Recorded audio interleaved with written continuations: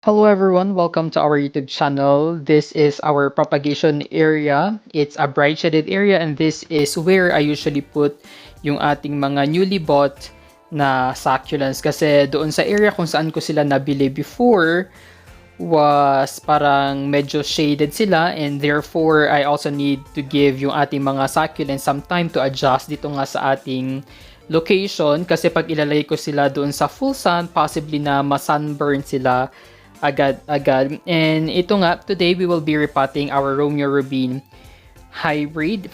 Here's an up close nung kanyang leaves and look at the tips, diba? Parang dark red siya and yung pinaka-leaves niya is pinkish red in color. I'm not so sure kung anong magiging itsura niya pag talagang fully stressed na siya. That is something na talagang inaabangan ko din. May mga nag-comment na this Romeo Rubin hybrid is an expensive one. Kumbaga, it's a super rare kind of Romeo hybrid na mostly daw sa Australia matatagpuan. But I'm not sure, hindi ko na-ask yung seller kung saan ba ito galing. Whether from Korea, China, or any other country. And nung dumating nga siya dito, napansin ko na ganito siya. Hindi pa talaga siya nakatanim ng mabuti. It's not well rooted. Siguro talaga it's an imported one and kakatanim lang siya nung nabili natin. Probably siguro mga 1 week pa lang ito or more than 1 week. Ganon pa lang kasi bagong-bago pa lang talaga yung kanya mga roots and it's the perfect time for us nga to repot this para diretso na siya sa kanyang permanent pot for the next coming months and years to come. Ayan siya. So, I'm planning of propagating yung kanyang leaves as well. It's just that medyo mahirap siyang humiwalay sa pinaka-stem.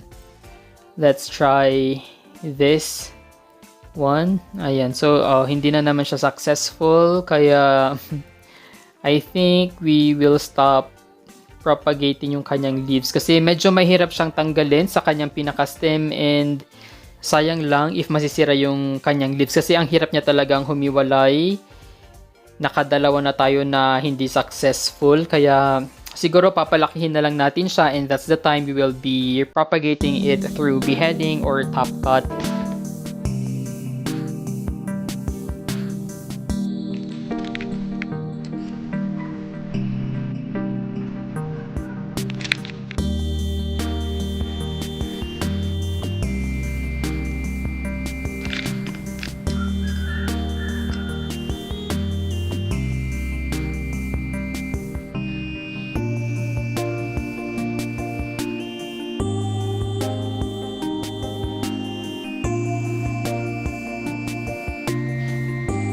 Now that our soil mix is ready, pwede na nating itanim yung ating Romeo Rubin hybrid. And I prefer pala na medyo moist yung ginagamit nating soil mix. I don't want na medyo dry sila.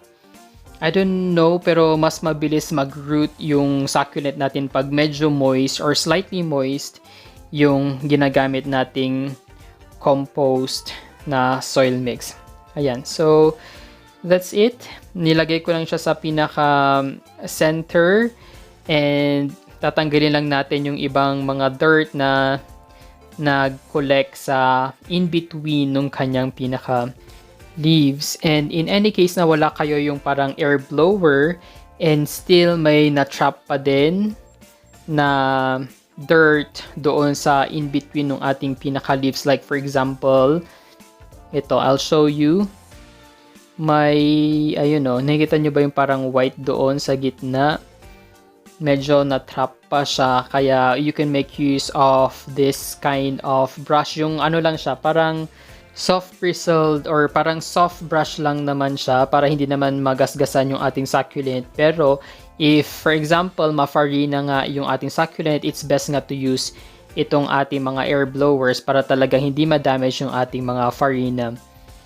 Ayan, so ang next natin gagawin is syempre hindi natin naman siya basa-basang ilalagay dito sa ating open rooftop but rather ilalagay ulit natin siya dito nga sa ating propagation area. So for the next 2 weeks, it's gonna be in a bright shaded area, no watering yet, and we will only water it pag talagang well-rooted na siya. If, for example, ililift natin ito at may resistance na, then that's the perfect time na pwede na natin siyang diligan kahit papano. Depende na kung gaano siya kabilis mag-root. Pero sa akin kasi minimum of 2 weeks talaga dito lang siya.